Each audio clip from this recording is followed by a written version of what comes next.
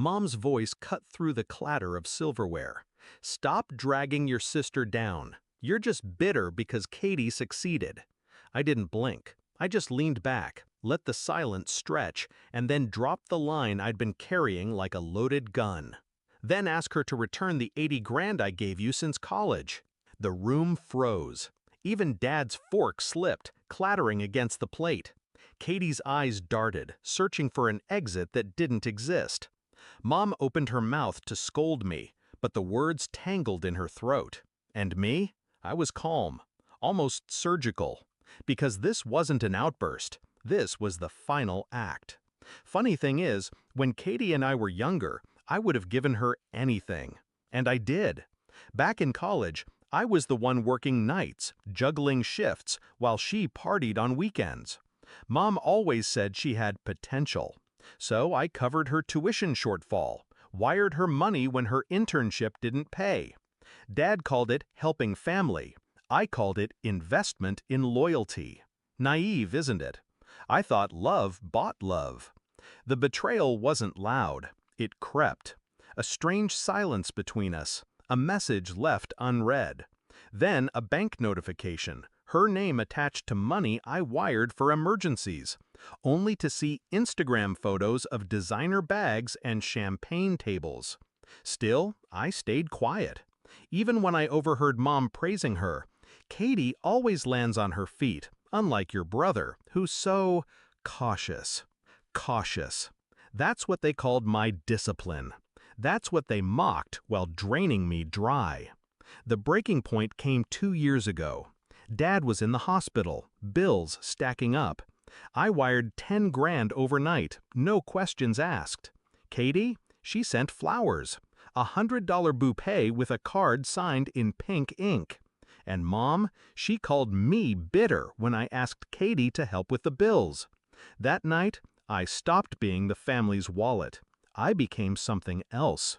I didn't rage. I documented.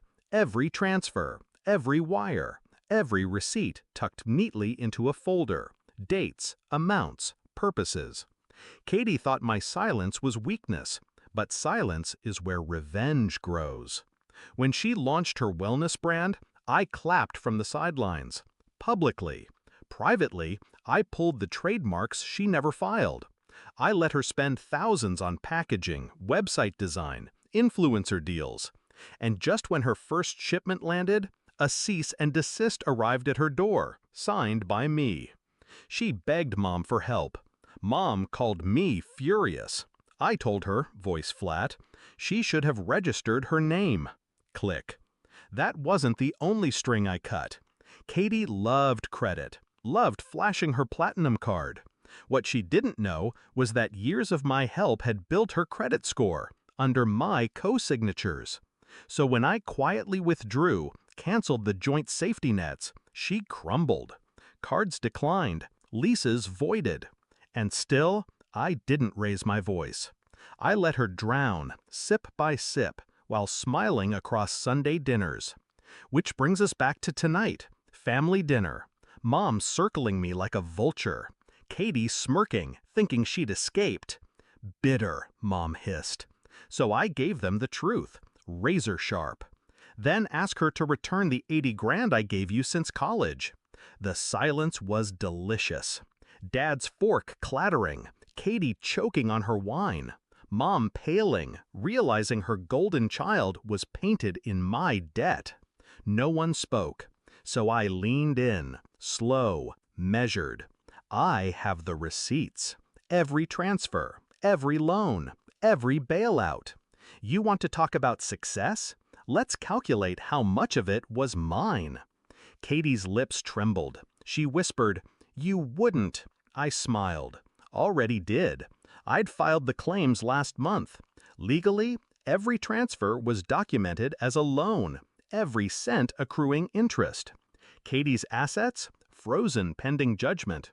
Her accounts? Tied. All it took was patience. And silence. Two things my family never understood. Mom finally broke, her voice cracking. "Why would you do this? She's your sister." I looked at her, really looked. At the woman who praised Katie's recklessness while calling my sacrifices cautious. At the mother who cashed my checks, smiled, then whispered that I'd never measure up. Because, I said, steady, loyalty isn't free, and I finally learned the cost. Katie started crying. Dad rubbed his forehead, defeated. Mom sat frozen, pride shattered. Me, I felt lighter. I wasn't the bitter one. I was the careful one. The one who waited. The one who planned. They mistook silence for weakness. But silence is a blade. And tonight, I cut them clean. So when I pushed my chair back, leaving them in their ruin, I didn't feel guilt, only clarity. They wanted a villain. Fine, I'll wear the mask.